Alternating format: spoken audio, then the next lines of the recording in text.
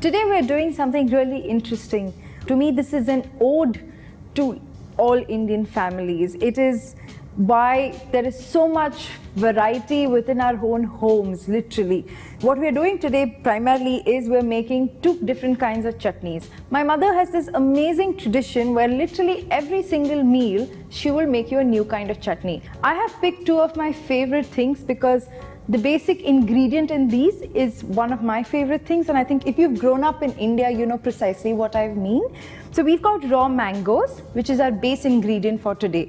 We're going to start with the first chutney, which is basically a raw mango, coconut and yogurt chutney. It's very simple. In Malayalam, it's called manga parka. Manga means mango in Malayalam. So to start with, I am taking 2 dry red chillies. You can use your own version or something. I mean, this is simply so that I don't burn my fingers. And we're just gonna roast it over the flame.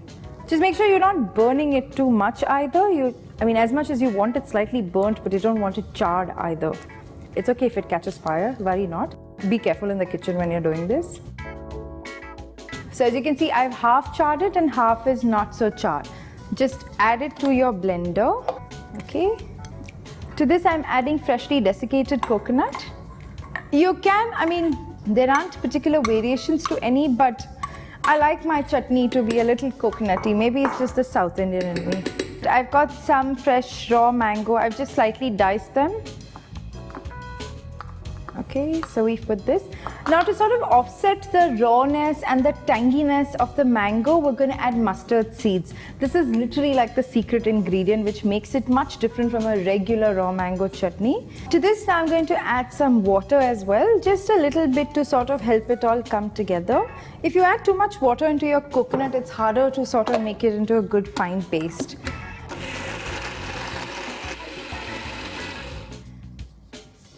So now you can see we've got a lovely sort of coarse consistency. It's not too pasty, but you can also feel the ingredients by themselves. Just sort of mix it, put it in a mixing bowl, or any bowl really. So it's okay if you have a little leftover and you don't scrape the entire bowl, because we are anyways going to add some yogurt into it. So I've taken a bowl of yogurt. So just beat it lightly, not too much. You don't want it too watery either. There you go, just a tad. So just mix it into the bowl.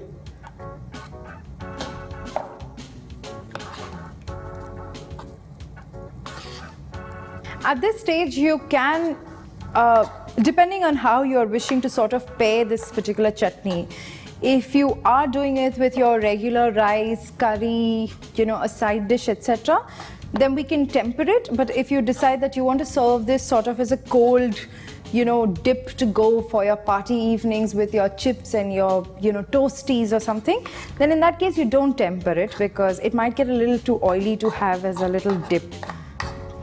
But it tastes great when you sort of, have it with rice and like a spicy curry with it or something.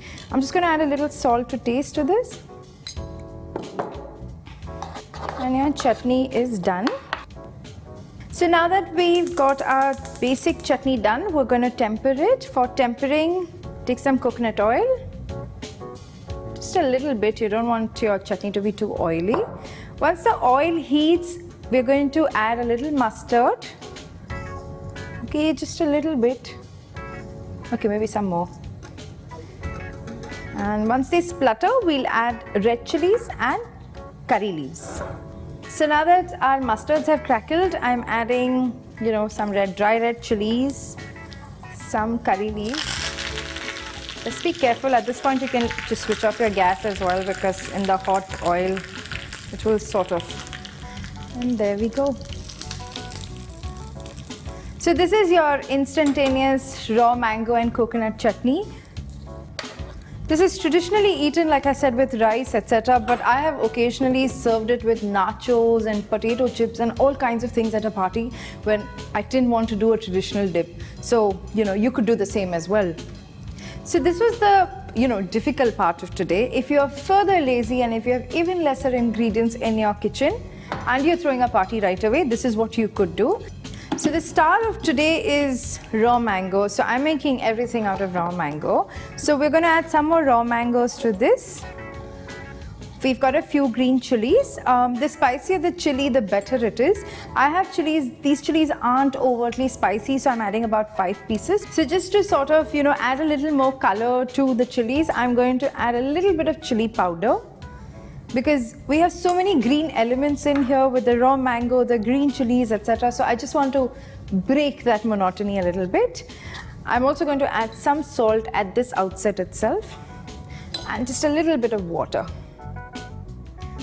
A tad bit. Again, this can also be the kind of consistency that you like. I personally prefer this to be a really pasty, watery, sort of thin consistency, because then it's great. You can, put it on as sort of like a topping on top of a fish. You can just dip in nachos, chips, or you can just have it with plain simple rice and curry. So now that our chutney is done, you can just taste a bit of it to get an idea. Oh, it's quite tangy and it's quite spicy. This is just how we want it. So this is a chutney that you can sort of even use in a bit of a salad. Like, I love that. Instead of doing a regular Western dressing with olive oil, etc., you can just put a dash of this into your regular salad, and it'll sort of add that little extra to your salad and not make it quite bland. But at the same time, it's so easy. And if there is anything more that you can think of, I'd be very grateful to you. So please write to me and tell me what other innovative way can we use it. If you enjoyed this recipe, I hope you will like, share and subscribe to our channel as well.